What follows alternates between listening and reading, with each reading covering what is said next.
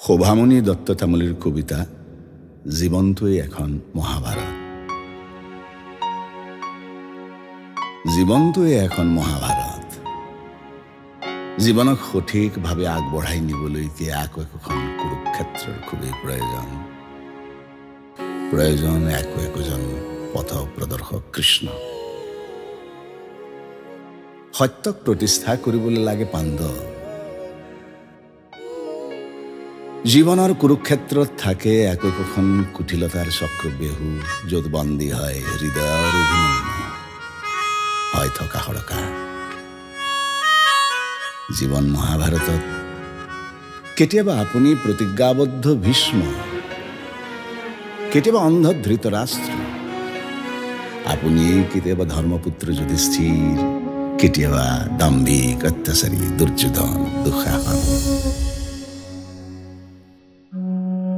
জীৱন মহাভাৰতত আপুনিও হ'ব পাৰে কেতিয়াবা অনিচ্ছাকৃত পাঞ্চালী, য'ত প্ৰেম ভালপোৱা মনৰ কথা একো নাথাকে।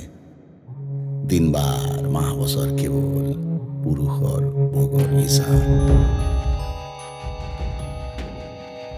মাতৃত্বত ভুল ইচ্ছাকৃত গান্ধাৰী, যি সন্তানৰ ভুলবোৰ গজালি মেলিবলৈ সাৰ পানী যোগায়, ছাঁ লয় শকুনি ৰূপী এজোপা বিষাক্ত গছৰ।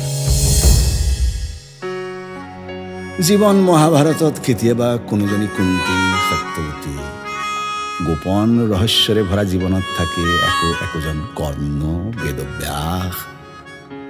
মুখাবোৰ সময়ত খোলে, শেষ হ'বলৈ যেতিয়া নাথাকে একো বাকী।